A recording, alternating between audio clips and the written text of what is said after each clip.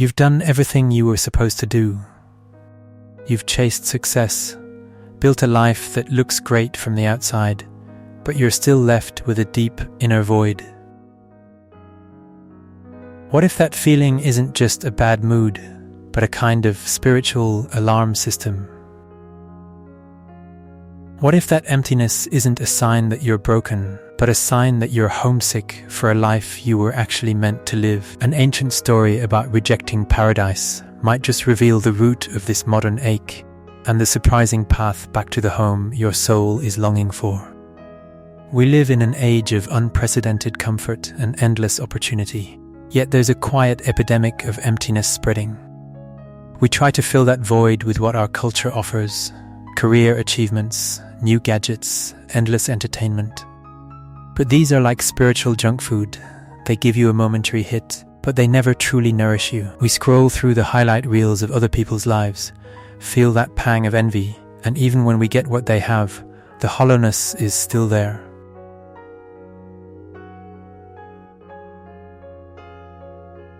It's like having a race car, but only ever driving it in a crowded parking lot. The engine is going to rattle and shake, not because it's broken, but because it was built for the racetrack. It's designed for speed and purpose. In the same way, your soul feels restless, not because something is wrong with you, but because it was designed for a purpose far greater than the parking lot of modern ambition can offer.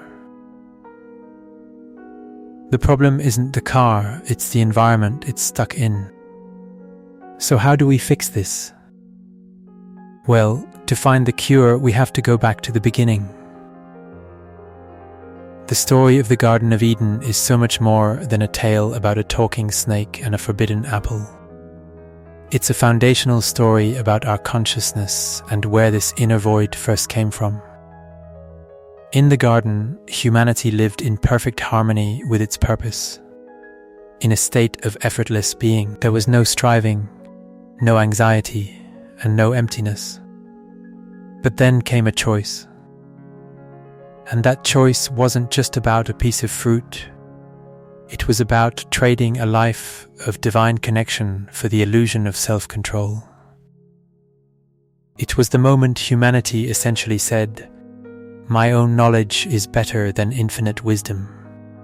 My will is better than God's will." That rejection of paradise was the act that created the first inner void, a separation from the very source of meaning. That feeling of being cut off, isolated, and a little lost, it started right there. And this wasn't a one-time event, it's a pattern that has been repeating ever since. Just look at the story of King Saul. He was chosen by God to be king, but decided to follow his own agenda instead of the divine game plan. The consequence wasn't a lightning bolt from the sky, it was a complete internal collapse. The Bible says God rejected him as king, and Saul's life spiraled into paranoia, fear, and a desperate search for meaning that ended in tragedy.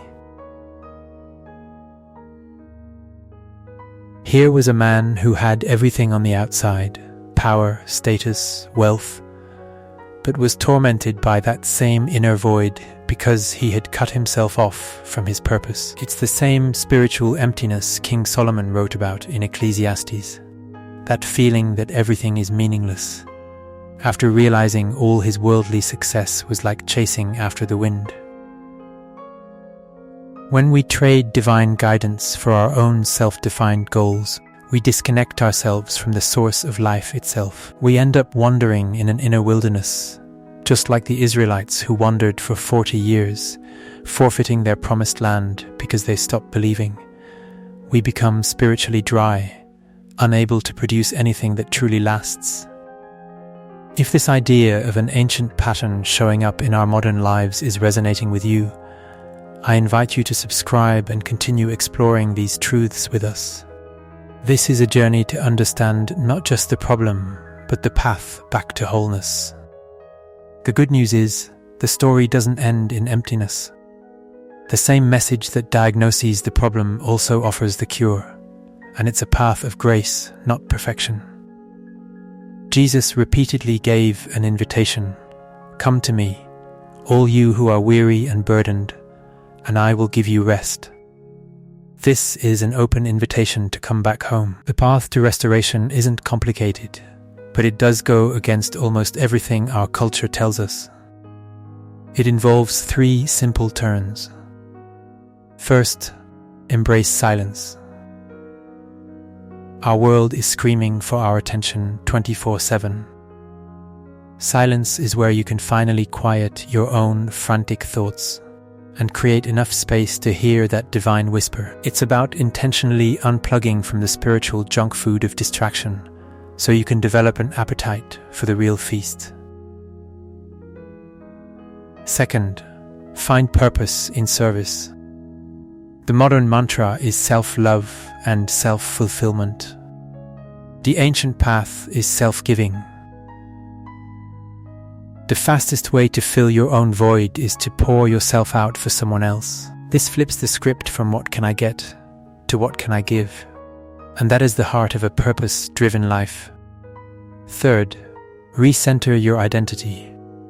Stop trying to build your identity on the shifting sand of your job, your success, or what other people think of you. Anchor it to the rock of a divine relationship. You are not what you do. You are a beloved child of God, created with an eternal purpose. That feeling of emptiness you've been trying to run from isn't a curse. It's a mercy. It's a sacred pull from God, reminding you that the home you're longing for is real. It's a divine alarm system waking you up to the fact that you were made for more than the fleeting highs of this world. So now you're at a crossroads. You can keep chasing the wind, trying to fill an infinite void with finite things, or you can turn around, ask for the ancient paths, and start the journey back to purpose, peace, and a life that is truly full. The choice is yours.